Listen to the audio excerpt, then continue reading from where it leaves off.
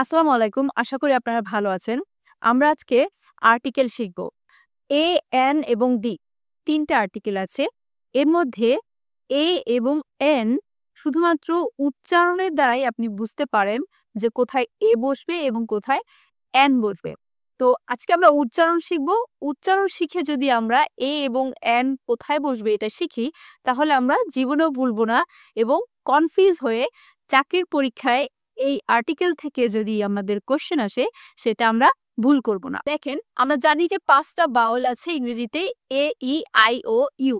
কিন্তু বিষয়টা হচ্ছে এই ৫ টা বাউলের উচ্চারণের উপরই পুরাটা ডিপেন্ড করতেছে কোথায় এ বসবে এবং কোথায় এন বসবে। এর মধ্যে এ এবং আই এই ২ টা বাউল কখনো প্যাচ লাগায় না। An aeroplane, an apple, an ice cream, A এবং আই যদি আর্টিকেল আপনাকে ইউজ করতে হয় ও শব্দের প্রথমে যদি এ এবং আই থাকে, সেক্ষেত্রে আপনি চোখ বন্ধ করে এন বসিয়ে দিতে পারেন, কোনো ঝামেলা নেই। কিন্তু যদি ই, ও এবং ইউ থাকে, সেক্ষেত্রে এদের ৩ জন এদের রূপ বদলায়। অর্থাৎ বাওয়ালেরা যেভাবে উচ্চারণ হওয়ার কথা সেভাবে না হয়ে ই এবং ইউ হচ্ছে ইউ এর মতো উচ্চারিত হয়, আর ও হচ্ছে ওয়া এর মতো উচ্চারিত হয়। একটু খেয়াল করেন, আমরা যদি শব্দ তৈরি করি ই দিয়ে, যেমন এগ, এগ যখন আমরা বলি এগের ক্ষেত্রে কিন্তু ই এর মতোই উচ্চারিত হচ্ছে।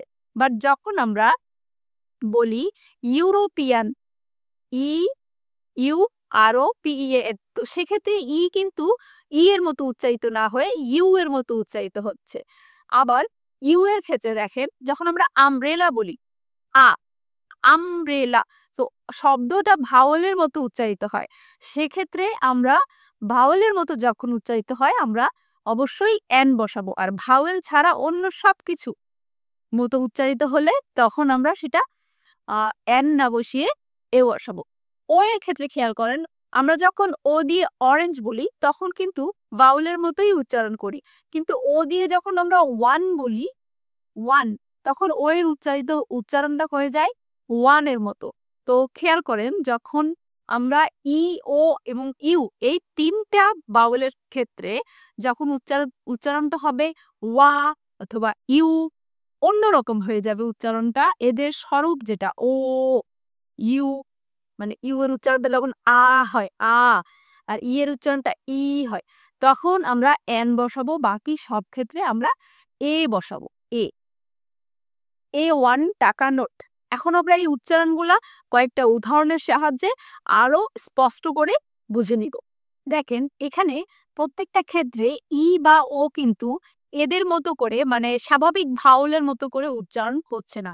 এরা ইউ বা ওয়া এর মতো করে উচ্চারিত হচ্ছে, যার কারণে a European country, a useful book, a 1 টাকা note, a one eyed man.